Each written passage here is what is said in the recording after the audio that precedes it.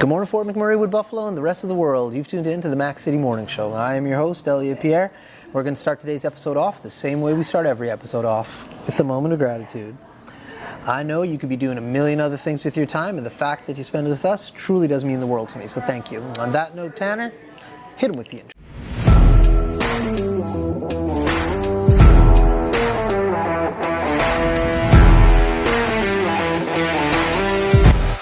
How's it going, you guys? It's Jake White, JJW, coming at you from Norrell Toyota in Fort McMurray. Just wanted to say hi and come on down, check the place out. Hi, my name's Richard. I'm the service manager here at Norrell Toyota. Hi there, I'm Adam. I'm here at Norrell Toyota. I'm a product advisor. Hi, I'm Cass. I'm the appointment coordinator. Happy to help you. Hey, it's Keith Simpson here. I'm the general manager of Norrell Toyota, soon to be Fort McMurray Toyota. Pretty excited for a new dealership. As you've seen, you met all my staff. These guys are all my family. We're here to take care of you. Come on down and be part of our family. And we are back. Big shout out to Norrell Toyota, our title sponsor for today's episode. We really do appreciate your ongoing support. As everybody at home knows, I do not introduce my guests because they can do a better job of that than myself. So sir, can you please tell everybody at home who you are and what you're about?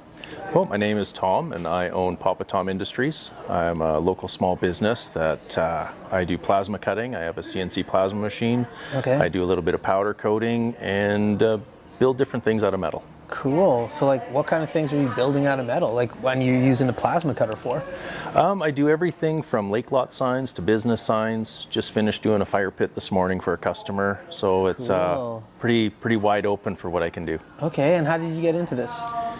Well, it started with wanting to build parts for my motorcycle because I couldn't find what I was looking for. Okay. So I bought a small plasma table and just playing around, built a couple of signs for some family members.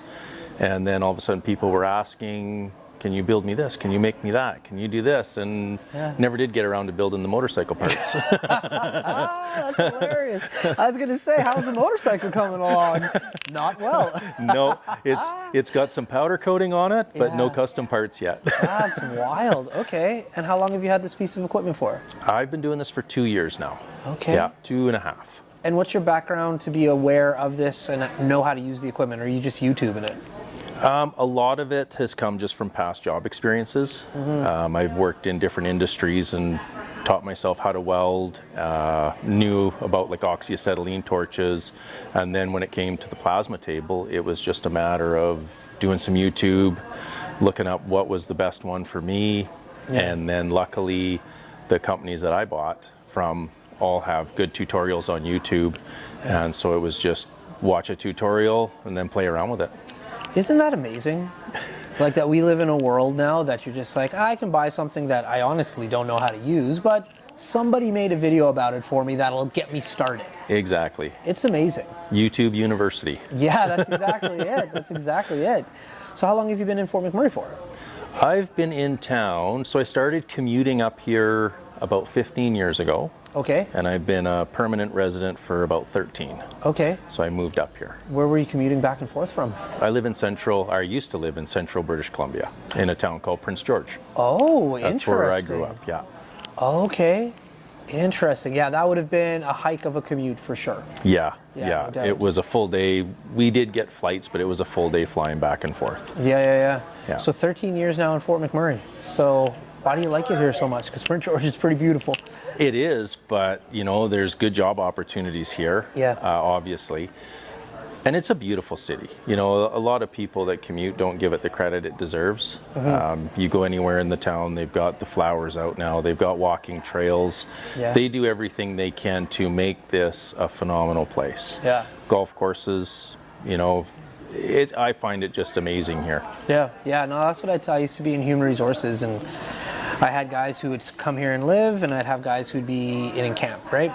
And I'd say, like, the guys who'd fly in and out, they'd always be like, oh, Fort McMurray sucks, I don't like it there, Yeah. yada, yada, yada. And I'd go out and I'd chat with them, and I'd just like, you don't know Fort McMurray. Yeah. You know the camp, and I agree with you. If I got to live in this camp like 2 years in a row, yeah, I wouldn't like it either. But like when you come into the community, you're like, oh, wow, there is a bunch of like awesome things to see and do. Yeah, there's world-class stuff here. Even with Mac Island, we go down there, my wife and I go down there quite a bit. And they have like the junior oil giants, and they're, we've got professional or semi-professional athletes, teaching our kids and how to play these different sports, the teamwork that's involved, the camaraderie. Yeah. There's just so much that this city offers. Yeah, and like for the kids, that's used to be my like hook for people when I was getting them to come here. I'm like, you can come here for yourself. The job's great. You're gonna make a lot of money. That's fantastic. Like, and like that's probably all you're thinking. But if you have children here, the opportunities that your kids have are unbelievable. It is. It is. They can do anything here and have really good support and coaching and teaching here. So what are your kids doing for sports, and how old are they? Well, my kids are having kids. Oh, okay. Yeah, my kids are having kids, so they're still a little too young to get into sports. Yeah. My kids played volleyball, basketball, boxing, track and field. You don't look old enough to have kids who are adults, man. That's wild. Good for you, man. You're looking good. Thank you. I appreciate that. Yeah, maybe because you're following your hobby and so like you're chill about it. I'm enjoying life, you know, and that's a big thing. Cool, man. So did your kids decide to stay here, or are they moving, or like what are they thinking? No, so my kids all live in BC. Okay. They were close to being old enough to live on their own when I came out here. Yeah. So a lot of them, they all stayed in BC. Yeah. I have 2 in Prince George, and then I have 1 that lives in Vancouver. Cool. Yeah. That's a beautiful province. It is. It's like to go in, like for you, visit now. No yes, doubt. to visit. Yeah. So let's jump back into this business of yours. Like, how did word of mouth spread that you have this equipment and you could do the work that you do? A lot of co-workers is where it started. Okay, so you work at site, I'm assuming. Yes, I've worked at the different sites. Yeah. So it was with co-workers who got something, and then they said, hey man, look what I just got. This is the guy that did it. And so I've got many repeat customers who were former co-workers that keep coming back for this and that. Yeah. And, you know, hey man, can you try this? Can you do this? And then it went to their friends. Yeah. And now I've got their family members coming and saying, hey, I saw what you did for Matthew. Can you do this for me? Yeah. It's like, yeah, let's, you know, put this together. And a lot of it is I take their ideas and make something that is the image in their mind. Right. It's not a cookie cutter, well, here's this, and that's the only thing I do. It's what are you looking for, and how can I make what's in your mind transfer onto the metal in the colors that you're looking for to make everything look cool. Cool. How do you change the colors? So I do powder coating. So everything is bare metal. Yeah. And then through a process of powder coating, I can change the colors. So basically, powder coating looks like colored flour. Okay. And through an electrostatic charge, you use a gun that looks similar to a paint gun, and you spray the powder onto the metal, and it sticks to the metal through the electric charge. Oh, neat. You put that into an oven. Basically, it's just your average household oven. Yeah. And the heat causes a chemical reaction that changes it from what looks like a flour into a liquid, and then into a solid shell that encompasses the metal. Wow, cool. So like you must have a garage setup for this. Yes. Yeah. So like, does this take up your whole garage, or did you build something like separate for yourself? Much to my wife's chagrin, it takes up my entire garage. No doubt. It sounds like it would. The cars are parked on the driveway now. Yes, yeah. And she was gracious enough to let me. She was gracious enough to park on the driveway and let me have the garage because she saw how much I enjoyed it when I started. So she's given me 110% of support. So. That's cool, man.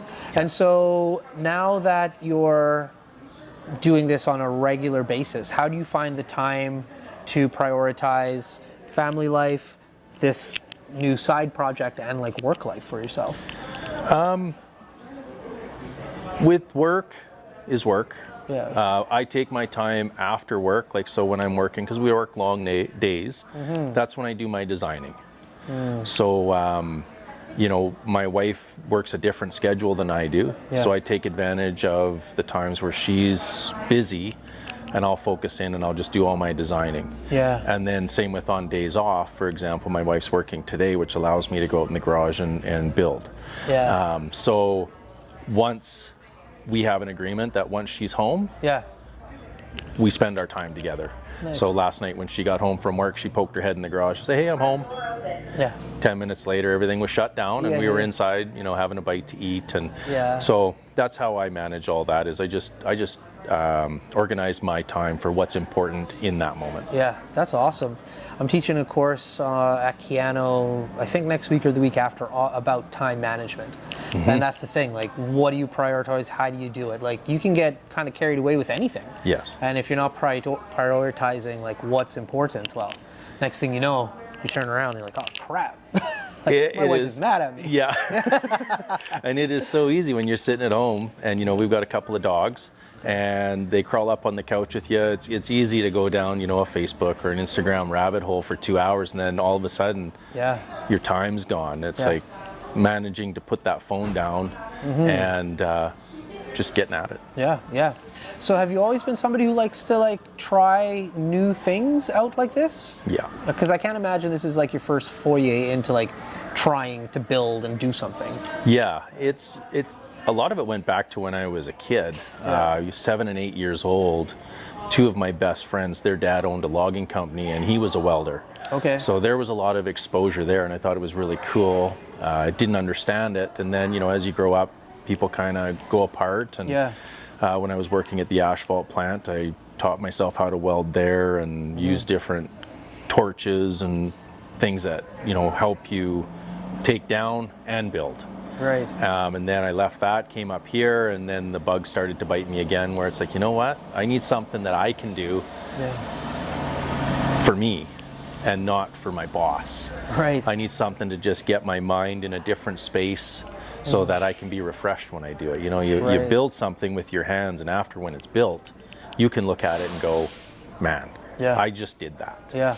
And that's always been satisfying for me. I used to be in road construction. Okay. So you were building parking lots, you were building highways, and at the end of it, there's still highways I drive going, man, I helped build this. That's cool, man. So that's a big part of it for sure. Yeah, that's a big deal. Like, I've never did construction. My hands are soft. So I remember I was in England one time, and one of my wife's uncles, when we were driving, he said the exact same thing. He's like, hey, the road we're on right now, and see that building? And I'm like, that's really cool that you have these points of you can be like, yo, this was me on a large scale. Not a lot of people have that. Yeah. That's really neat, man. Very cool. Yeah. So growing up BC for you, what was that like? I don't know how it would be, I guess it was good. Yeah. Lots of outdoors, lots of lakes around where I live. Okay. So there was a lot of time spent outdoors. Prince George used to be a big lumber mill, so I started out in sawmills and pulp mills, and you get a big exposure to industrial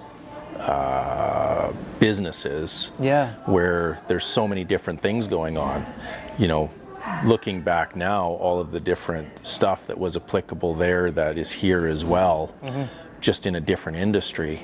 And I think that's one thing that helped me get to where I am today, is just, watching millwrights and welders and fabricators build things, in so many different areas. Yeah. Kind of put that spark in there. Yeah. And outdoors, we were always every weekend you were out at a lake, or hiking. We're in the middle of a whole bunch of mountains in Prince George, so you could go out, you could drive a half hour out of town and get lost for 5 or 6 hours just wandering around in the mountains, and so it was pretty good.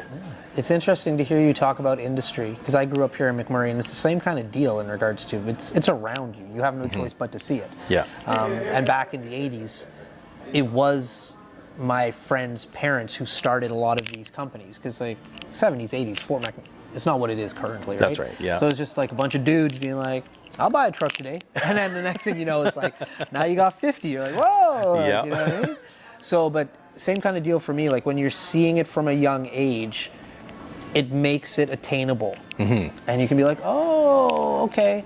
And I find like a lot of my friends, like when I went off to college and I went to the city, when they grew up there, they don't have the same type of mindset, because it's an imagination for them. They don't know. Yes. You know what I mean? And I think that when you get around those type of people, like I've been heavily around trades, even though I wasn't really in one in that sense, Yeah. is it gives you an idea for yourself to go, I can do this because they can do it.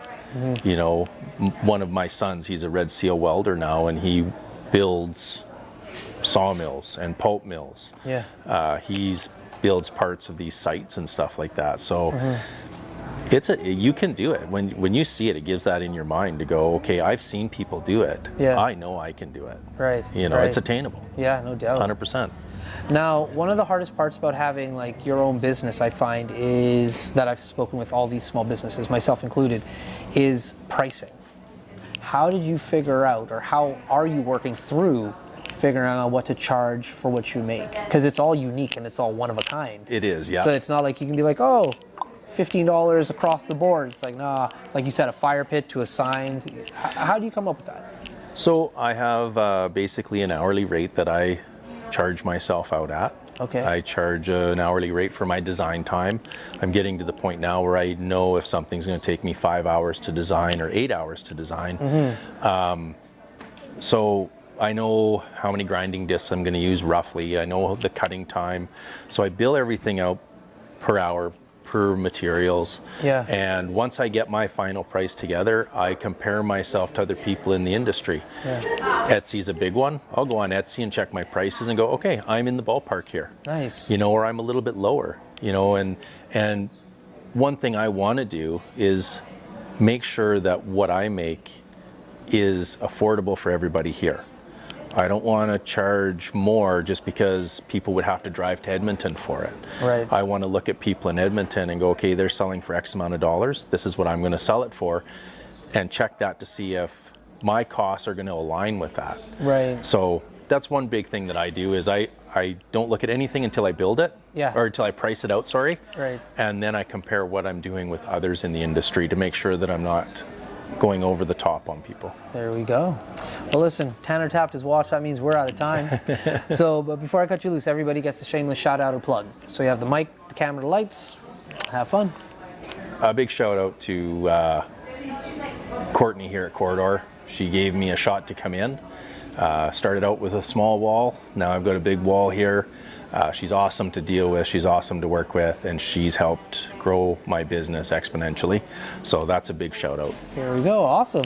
Well, Fort McMurray with Buffalo, the rest of the world, that's been another episode of the Mac City Morning Show. From the bottom of my heart, thank you very much for tuning in. Big shout out to Neural Toyota, as well as Carrie from Patchouli Rose and the beautiful people at Coldwell Banker. We really do appreciate your ongoing support. Hope everybody's having a great day, and we'll see you tomorrow. Peace.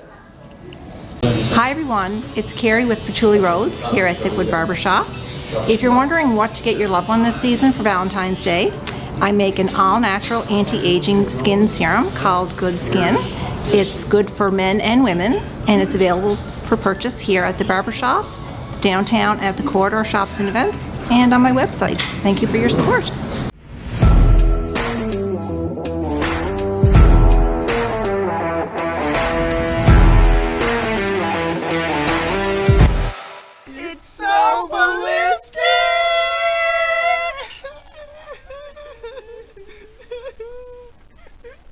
Talk about quenching your ugly thirst.